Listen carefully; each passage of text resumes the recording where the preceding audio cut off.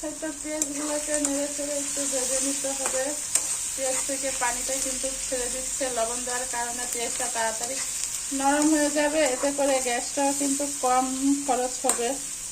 তো অবশ্যই পেঁয়াজ ভাজার সময় খেয়াল রাখতে হবে, লবণ একটু আমাদের ব্যবহার করতে হবে। লবণটা দিয়ে পেঁয়াজটা ভাজলে পেঁয়াজটা ভাজা তাড়াতাড়ি হয়, গ্যাসটাও বেঁচে যায়। আমি আর একটু সময় পেঁয়াজটা ভাজবো, যে পর্যন্ত পেঁয়াজটা একদম নরম হয়ে না যাবে, নরম হয়ে একটু লাল লাল হয়ে যাবে, সে পর্যন্ত এটাকে ভাজার জন্য রেখে দিচ্ছি।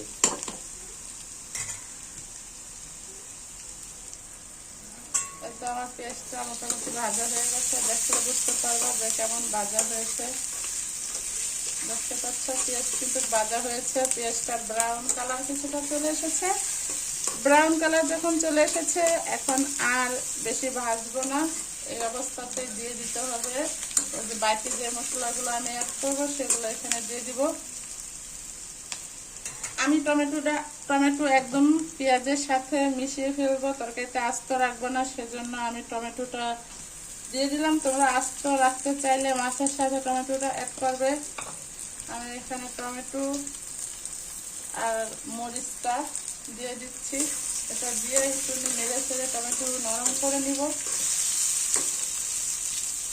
টমেটো নরম করার জন্য টমেটো, যেহেতু এটা দেশি টমেটো না হাইব্রিড, সেজন্য এটা সহজে সিদ্ধ হতে চাইবে না, সেজন্য এই অবস্থায় দিয়ে দিলাম। আগে দিলে হয়তো বা পেঁয়াজটাও তাড়াতাড়ি সিদ্ধ হতো না, টমেটোর যে টমেটো থেকে যে পানিটা ছাড়তো সেটার কারণে কিন্তু পেঁয়াজটা সিদ্ধ হতে চায় না, সেজন্য টমেটোটা আমি পেঁয়াজ একটু নরম করে তারপরে দিয়েছি। এখন এখানে দিয়ে দিব যেসব মশলা দিয়ে আমি রান্না করব, প্রত্যেকটা মশলা পরিমাণ মতো দিয়ে দিব। এখন আমি দিয়ে দিব পরিমাণ মতো হলুদের গুঁড়া, মরিচের গুঁড়া। মরিচটা অবশ্যই পরিবারের সদস্যদের দিকে খেয়াল রেখে দিতে হবে, কারণ অনেকের পরিবারে ছোট বাচ্চা থাকে। তো দিয়ে দিচ্ছি আদা রসুন পেস্ট, এখানে আদা রসুন একসাথে পেস্ট করা আছে, দিয়ে দিলাম কিছুটা আদা রসুন পেস্ট। আর তরকারিতে ভুনা জাতীয় যে তরকারি হয় ওগুলোতে আদা রসুন পেস্ট দিলে কিন্তু খেতে খুবই ভালো লাগে, যেহেতু এটা আমি ভুনা করবো মাছ দিয়ে, সেজন্য। আদা রসুন পেস্ট দেওয়ার পরে এখানে আমি একটু নেড়ে নিচ্ছি, দিয়ে দিব সামান্য একটু পানি। সামান্য একটু পানি দিতে হবে, পানিটা দেওয়ার কারণে মশলাটা পুড়ে যাবে না। এটা মশলা কষানোর কাজে কিন্তু ভালো আর ব্যবহার হবে, গ্রামটা খুব সুন্দর আসবে। তো এটা দিয়ে দিচ্ছি। একটা ভিডিও তৈরি করতে গেলে আমরা কত সুন্দর করে তৈরি করি, এমন না যে একদম পরিপাটি করে রান্না করতে হবে, না হলে হবে না। আমরাও কিন্তু সাধারণ মানুষের মতোই রান্না করি। তোমাদের সৌন্দর্যের জন্য, তোমরা দেখতে দেখতে ভালো মতো বুঝতে পারো, সেই জন্য আমরা অনেক রকম স্টাইল করে রান্না করি, তাই না? তো দেখতে পাচ্ছ এই পানিটা শুকিয়ে নিব।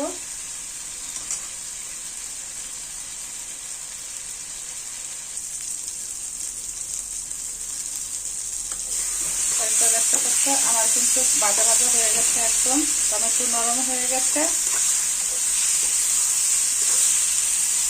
তরকারিটা হয়ে এসেছে। পানিটা টমেটো থেকে যে পানি ছেড়েছে, পেঁয়াজ থেকে যে পানিটা ছেড়েছে, সব একদম শুকিয়ে তেলটা বেশি এসেছে। না কি দেখ, এখন দিয়ে দিব পরিমাণ মতো পানি।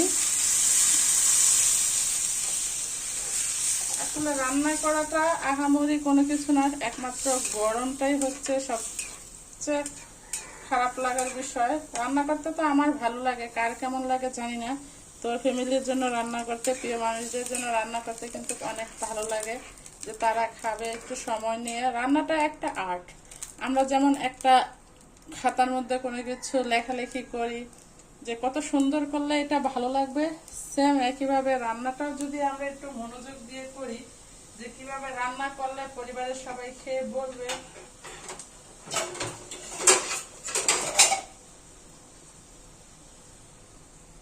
না, এটা হবে না।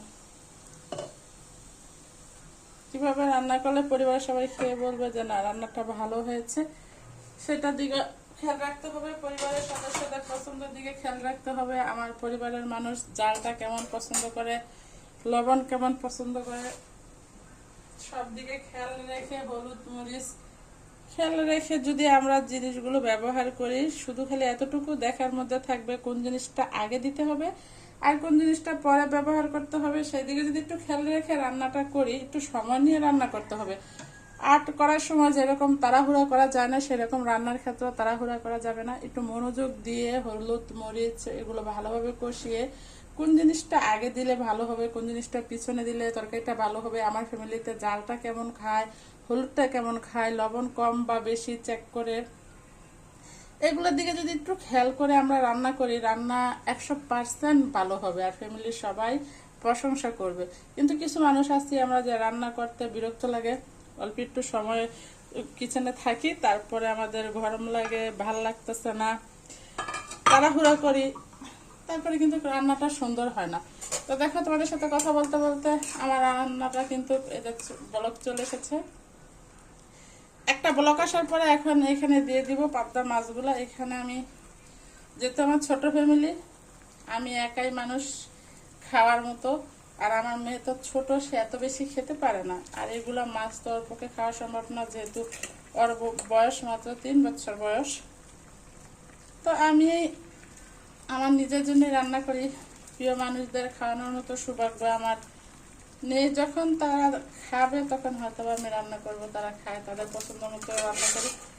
তারপরেও আমি চাই, যখনই আমি রান্না করি, আমি কিন্তু নিজের পছন্দ, মেয়ের পছন্দ সব দিকে খেয়াল করে রান্না করি। কারণ এখন থেকে যদি অভ্যাসটা না রাখি, তাহলে কোনো এক সময় এমন দেখা যাবে যে নিজের পছন্দগুলোতে খেয়াল রাখতে রাখতে ফ্যামিলির অন্য সদস্য যখন বাড়বে, তখন তাদের কথা ভুলে যাব। সেজন্য আমি রান্নাটা সবসময় আমার মেয়ে আমার পছন্দ অনুযায়ী করার চেষ্টা করি। কারণ সে ছোট মানুষ, জাল খেতে পারে না, আর আমার ডাক্তার আলগা যে লবণটা দিয়ে ভাত খায় ওটা খেতে নিষেধ করেছে। সে সব দিক দিয়ে খেয়াল রেখেই রান্না করি। তো এই তো মাছ টাছ দেওয়া হয়ে গেছে, অনেক কথা বলা হয়ে গেছে। আজকের রেসিপির সাথে তোমাদের সাথে অনেক কথা বললাম, অনেক কথা, পুরো একটা ব্লগ, রান্নার ব্লগ হয়ে গেছে। জানি অনেকের কাছে খারাপ লাগবে, লাগলে আর কিছু করার নেই। তো এখন ডেকে দিব, ডাকার পর যতটুকু পানি আমি এখানে রাখবো ঠিক ততটুকু পর্যন্তই সিদ্ধ করব। আর ভিডিওটা লম্বা করলাম না, কারণ ডেকে দেওয়ার পর কিন্তু বেশি সময় লাগবে না। পানিটা শুকানোর পর যখন আমি নামাবো, চুলাটা বন্ধ করে উপরে ধনিয়া পাতা ছিটিয়ে দিয়ে ঢাকনা দিয়ে রেখে দিব, রান্না ওকে। আর এই অবস্থায় একটু লবণ চেক করে নিবে। আমার লবণটা আমি চেক করে নিয়েছি, পারফেক্ট আছে। আমার আর এক্সট্রা লবণ দিতে হবে না। তোমাদের কম বেশি হলে অবশ্যই দেখবে, আর এভাবে রান্না করে খাবে, খুবই ভালো লাগবে। পরিবারের সবাই অনেক প্রশংসা করবে আশা করি। এই তো রান্না শেষ, রান্না। আর আমার এখন বর্তমান অবস্থা একদমই অবস্থা খারাপ, ঘামে গরমে। যদি দেখাতে পারতাম তাহলে বুঝতে পারতাম যে রান্নাঘরের কি অবস্থায় আছে। দেখাবো একটা শর্ট ভিডিওতে অবশ্যই দেখাবো। তো ভালো থেকো সবাই, সুস্থ থেকো। যারা ফুল ভিডিওটা দেখতেছে তাদেরকে অসংখ্য অসংখ্য ধন্যবাদ। আর রান্না এভাবে করে খেতে পারো, পাবদা মাছ ভালোই লাগবে মনে হয়। দেখে দিলাম পরিমাণ মতো, এর মাঝখান দিয়ে 2-1 বার এই ঢাকনাটা আলগি দিব পানিটা চেক করার জন্য যে কতটুকু ঝোল রাখবো তরকারিতে। পরিমাণ মতো ঝোল যখন আসবে, তরকারিটা হয়ে আসবে, তখন চুলা বন্ধ করে ধনিয়া পাতা ছিটিয়ে আবার ঢাকনা দিয়ে রেখে দেব। চুলার উপরেই বসিয়ে রেখে দেব। খাবার সময় শুধু পরিবেশন করবো, বাস রান্না ওকে। আল্লাহ হাফেজ।